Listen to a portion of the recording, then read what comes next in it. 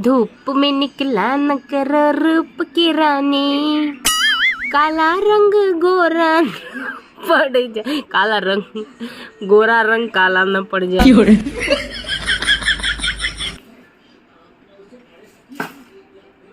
तेवढ्यात माझी आई देखील घरी आली आणि आईला नानखटाई आणली. आणि नानखटाई मी खूप दिवसानंतर खातो, मला खूप आवडते. एवढी छान होती ना नानखटाई.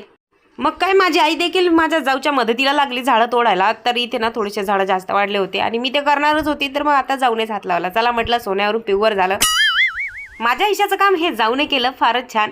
अशा या छोट्या छोट्या गोष्टीमध्येच आमचा खूप आनंद असतो. माझ्या आयुष्याचं काम तिने केलं ना तर मी खूप खुश असते.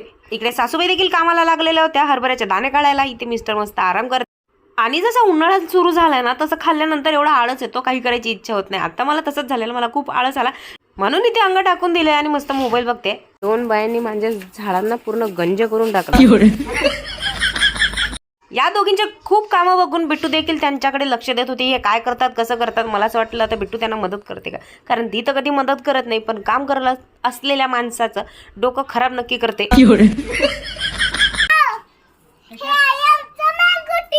Yes, mango tree.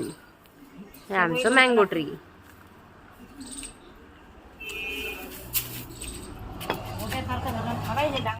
त्यानंतर मी डायरेक्ट शूट केला, तो म्हणजे संध्याकाळचा. तर आता आणलेलं होतं चिकन, मटन होतं, मंगळवार.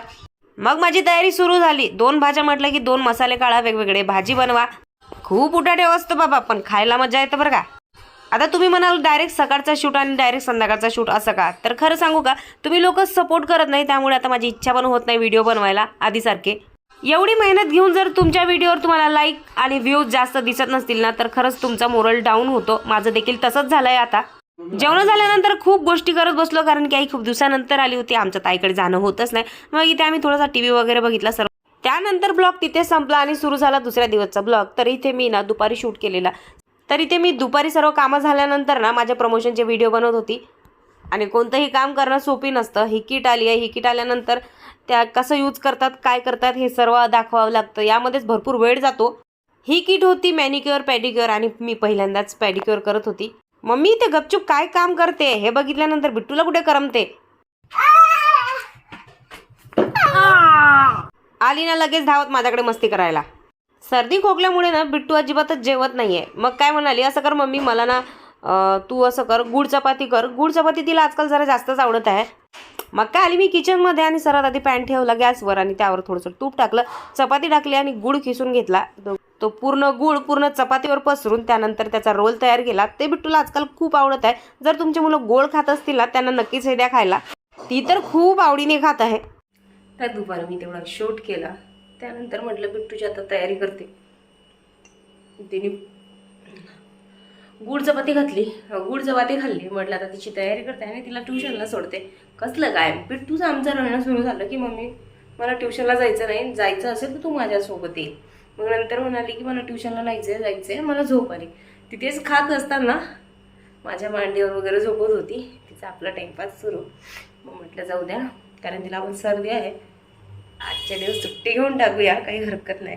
जे होमवर्क आहे ते मी करून घेते घरी तिचं. झोपली, तिच्यासोबत मी पण झोपली होती. मी उठली, मला आला होता फोन म्हणून मी उठली, नाही तर मी पण मस्त झोपलेली होती. शाम की चाय, शाम की 2 घूंट चाय, जिससे मेरा सर ठंडा हो जाए. कारण बाहेरचं पूर्ण वातावरण जे आहे ढगाळ झालेलं आहे, त्यामुळे जरा डोकं ठणठण आणि शरीर देखील ठणठण करत आहे. दुपारी ना बिट्टूला एवढा राग आला होता, मी तिचे क्रेयॉन्स यामधून सोडून, म्हणजे इथे होते तिचे क्रेयॉन्स, ती घेत होती. म्हणजे 4-5 बॉक्स आहेत तिचे क्रेयॉन्सचे. तर तिचं असं म्हणणं होतं की ते सर्व मला दे, मी सर्व हॉलमध्ये करते, तुम्हाला काहीच म्हणू नको. मग मी तिला एकही दिला नाही, तो घेतला आणि तिथे ठेवून दिला. आणि मग तिला असला राग आला. त्या रागात तिने माझे सर्व कपडे कपाटातले इथले सर्व खाली फेकून दिले. आणि मी घड्या करत होती तर मला घड्या पण करू देत नव्हती. म्हणून मी तसं सर्व दिला आणि झोपून राहिली. बघा एवढा राग भयंकर, इतकी जी तो आहे नाही आहे आपत मजा रखती.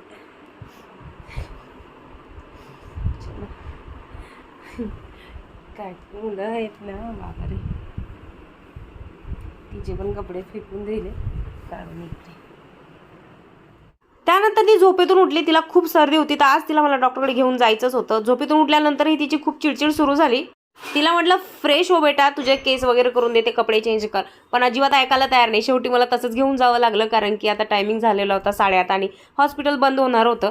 डॉक्टरकडे गेल्यानंतर म्हणाले मी हॉस्पिटलमध्ये अजिबात येणार नाही, पहिला माझ्या 2 पोनी घाल. मी तिला ती तर म्हणत होती पहिला घरी चला आणि माझ्या 2 पोनी घालून दे, पण मी तिला म्हटले की माझ्या खिशामध्ये रबड आहे, आपण हॉस्पिटलमध्ये गेल्यानंतर ना पोनी वगैरे घालूया, पण ती ऐकायला तयारच नाही. बरं झालं बाजूला जनरल स्टोअर होतं, तिथे मी रबड विकत घेतले आणि तिची इथे बाहेर वेणी घातली. त्यानंतर आम्ही डॉक्टरकडे गेलो. डॉक्टरकडे गेल्यानंतर मग इथे मेडिकल घेतलं. घरी आलो, तिचं जेवण वगैरे झालं. चला म्हटलं आता आपण थोडा स्टडी करूया. तुम्ही याआधी डोक्याला असे हेअर बेल्ट लावतात बघितलंय का? मी तर पहिल्यांदाच बघितलं. तर अशा रीत्या आजचा ब्लॉग इथे संपला. आवडला असेल तर लाईक करायला विसरू नका. भेटूया पुढच्या ब्लॉगमध्ये. तोपर्यंत टाटा बाय बाय.